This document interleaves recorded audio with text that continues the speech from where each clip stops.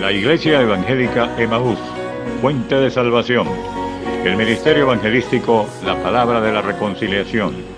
Y el Instituto Bíblico Seminario Teológico Emaús te invita a escuchar por esta tu emisora la Palabra Diaria con el pastor y maestro Berry Chaviedo. Está atento a lo que Dios va a ministrar a tu vida. Dios les bendiga, reciban un cordial saludo en el nombre de nuestro Señor y Salvador Jesucristo y de su servidor, el pastor Berry Chaviedo, que tiene el privilegio y la bendición de parte de Dios de compartir una vez más la palabra diaria hoy. Quiero leer en el libro de los Hechos de los Apóstoles, capítulo 1, del verso 6 en adelante. Hechos de los Apóstoles, capítulo 1, versículo 6 en adelante. Voy a leer la palabra de Dios en el nombre de nuestro Señor y Salvador Jesucristo. Dice la palabra: entonces los que se habían reunido le preguntaron diciendo: Señor, ¿restaurarás el reino de Israel en este tiempo? Y les dijo: no os toca a vosotros saber los tiempos o las sazones que el Padre puso en su sola potestad. Pero recibiréis poder cuando haya venido sobre vosotros el Espíritu Santo, y me seréis testigos en Jerusalén, en toda Judea, en Samaria, y hasta lo último de la tierra. Y habiendo dicho estas cosas, viéndolo ellos, fue alzado, y le recibió una nube que le ocultó de sus ojos. Y estando ellos con los ojos puestos en el cielo, entre tanto que él se iba, he aquí se pusieron junto a ellos dos varones con vestiduras blancas, los cuales también les dijeron: varones Galileos, ¿por qué estáis mirando al cielo?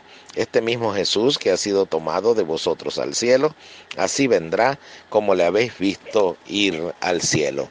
Bendito sea el nombre del Señor y bendita sea su palabra. Hoy quiero compartir este mensaje de la palabra de Dios, de la palabra diaria, que he titulado Las expectativas correctas. Esto se debe a que en el libro de los Hechos de los Apóstoles, que es precisamente como su nombre lo dice, el registro de todos los acontecimientos que comienzan a realizar los discípulos del Señor luego de su partida. Ya el Señor físicamente no se encuentra con ellos y ellos empiezan a, mediante su compañía ahora en el Espíritu, por medio del Espíritu Santo, empiezan a llevar la palabra por todos los lugares por donde el Señor les dijo que irían.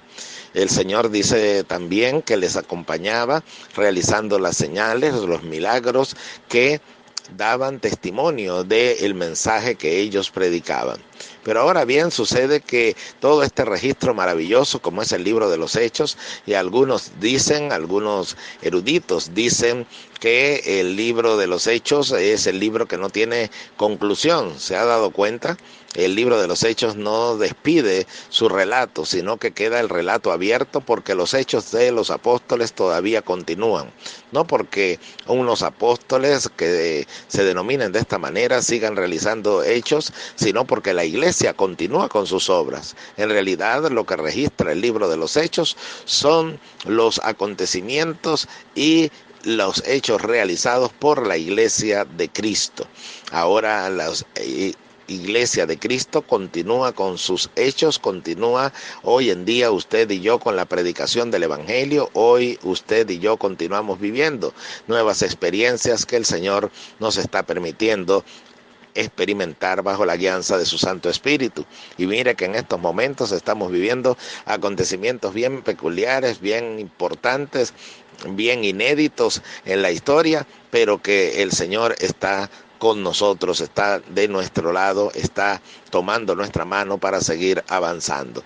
Pues bien, pero sucede que cuando estamos hablando de todo esto, sucede que el comienzo del libro es algo que llama poderosamente la atención, porque en el capítulo 1, del versículo 1 al 5, hay una introducción donde se nos dice la dedicatoria que tiene este libro a Teófilo.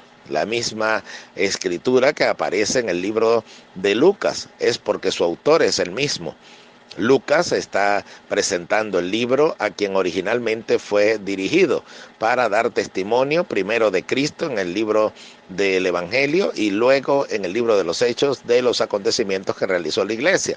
Pues bien, luego de allí viene una corrección. ¿Se ha dado cuenta de ello? Viene una corrección. Y cuando hacía referencia en estos instantes acerca de lo que el Señor tiene delante de nosotros, seguir realizando la obra de Dios, seguir realizando la obra que el Señor nos ha encomendado. Por eso el libro de los Hechos continúa hoy en día con la iglesia, pero también es necesario hacer los correctivos que fueron necesarios hacer al principio del libro. El libro empieza con una amonestación, con un correctivo necesario para poder realizar todos los hechos que venían a continuación. Y nosotros también debemos recibir esa amonestación y esa corrección si queremos que todos los hechos que están delante de nosotros los podamos seguir experimentando bajo la guianza de nuestro Señor y bajo el éxito que realizó la iglesia en la antigüedad, que experimentó la iglesia en la antigüedad. ¿Sabe cuál es esa corrección? Esa corrección es una corrección a las expectativas. Sí, acabamos de leer que los discípulos le preguntan al Señor: Señor, ¿restaurarás el reino de Israel en este tiempo? Y el Señor inmediatamente hace una corrección y le dice: no les toca a ustedes saber los tiempos o las sazones que el Padre puso en su sola potestad. Es decir, hay cosas que pertenecen en el conocimiento de Dios y que pertenecen a su potestad, es decir, a su soberanía, y que a ustedes no les corresponde conocer. A ustedes solamente les corresponde. Entonces viene la siguiente declaración cuando les dice: pero recibiréis poder cuando haya venido sobre vosotros el Espíritu Santo, y me seréis testigos en Jerusalén, en Judea, en Samaria y hasta lo último de la tierra. Es decir, preocúpense primero por ser llenos de Dios, preocúpense primero por ser llenos del Espíritu Santo y cumplir con la línea espiritual, que de lo demás se encarga Dios en su soberanía. Entonces, primer correctivo, la expectativa correcta tiene que ser corregida. Ustedes no pueden tener la expectativa de que el reino de Israel sea restaurado. Ustedes no pueden tener la expectativa de que todo se solucione. Recuerde que en esos momentos Israel se encontraba bajo el dominio del Imperio Romano. Entonces ellos se hacían la pregunta: bueno, ¿será que será restaurado Israel a su gloria y el Imperio Romano se desaparecerá de su dominio sobre nosotros? ¿Será que entonces aquella obra que el Mesías iba a realizar cuando les libraría del yugo de sus enemigos, esa visión que había acerca del Mesías y que el Señor tanto trató de corregir continuamente a sus discípulos para que le vieran a Él como el Salvador y no como el libertador de la opresión del pueblo, sino el Salvador de sus almas? Entonces ellos nuevamente quieren preguntar si el Señor restauraría el reino de Israel, y el Señor corrige la expectativa y le dice: eso lo va a hacer Dios en su soberanía y en su tiempo. Mire, y cómo nosotros necesitamos entonces la corrección de nuestra expectativa si queremos ver la gloria de Dios, si queremos que Él nos respalde y si queremos experimentar las bendiciones de Dios como se experimentaron en el libro de los Hechos. ¿Cuántas veces pensamos y decimos: oye, si volviésemos a esos días gloriosos de la iglesia? Pero para que podamos ver la gloria de Dios tiene que ser corregida nuestra expectativa, repito. Entonces ya deje usted de hacerse preguntas que le corresponden solo en la soberanía a Dios. Nos preguntamos cuándo serán corregidas cosas en el gobierno, cuándo serán corregidas cosas en el sistema político, cuándo serán corregidas cosas en el sistema económico, cuándo serán corregidas cosas en el sistema social, cuándo serán corregidas las cosas que nos rodean. Y nosotros entonces tenemos que responder rápidamente bajo la óptica de la palabra de Dios, es decir, eso solamente le corresponde a Dios en su soberanía. A usted y a mí nos corresponde es poder corregir nuestras vidas, llenarnos de Dios, de tal manera que en lo espiritual, que es lo primero que debemos buscar, estemos en la línea de Dios.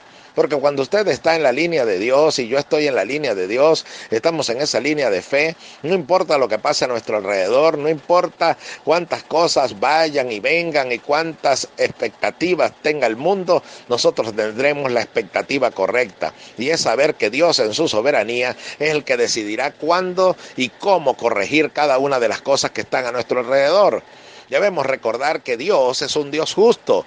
Allí en la expectativa correcta se le está diciendo a los discípulos: fijen su mirada en los atributos de Dios. Y usted y yo tenemos que tener la expectativa es en el atributo de Dios, que Dios un día hará justicia, que Dios un día no permitirá más la opresión del pobre, que Dios un día no permitirá más que su iglesia pase por las circunstancias que está pasando y vendrá a levantarla para llevarla a las moradas celestiales.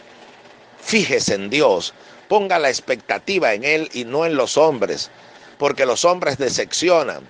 Y cuando esperamos los cambios que han de suceder en el punto de vista humano y creemos que eso lo van a realizar los hombres, entonces viene la decepción y la frustración.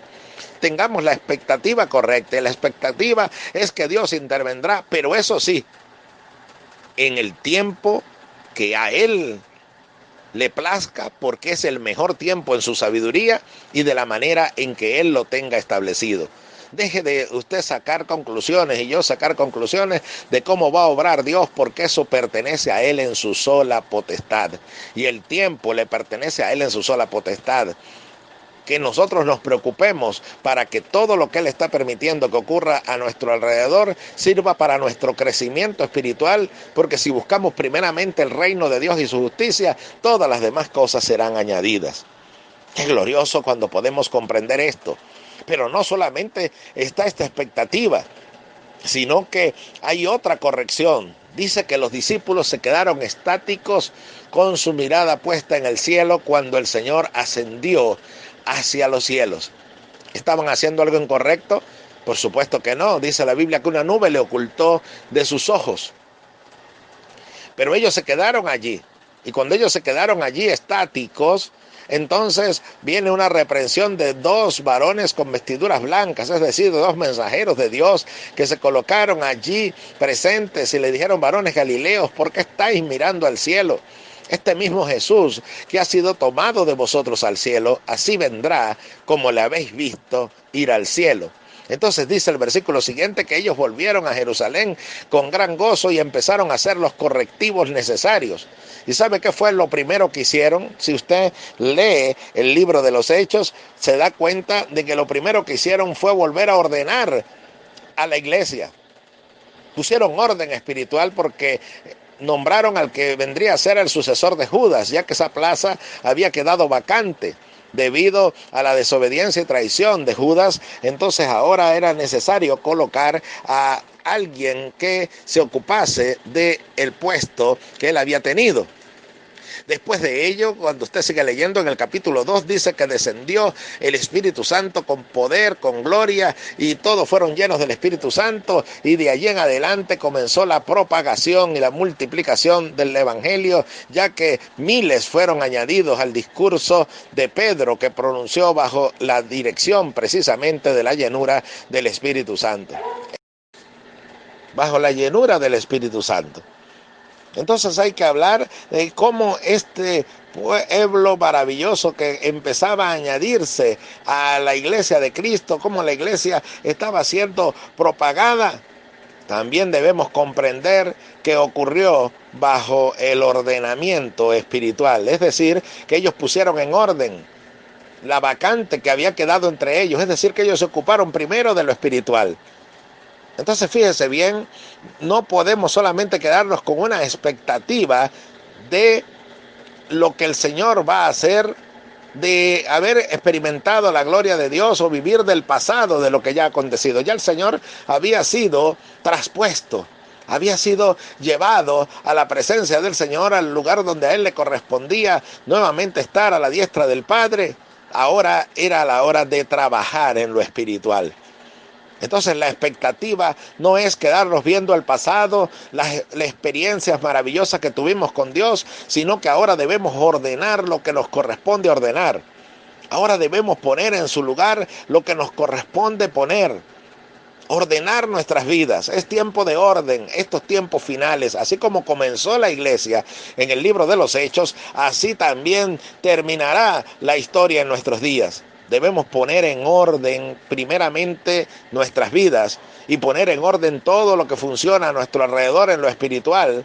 Veremos la gloria de Dios porque Dios nos va a respaldar y debemos dejar la expectativa del pasado. El pasado atrás quedó, una cosa hago, olvidando lo que queda atrás, vestiendo a lo que está delante, al premio del supremo llamamiento de Dios en Cristo Jesús.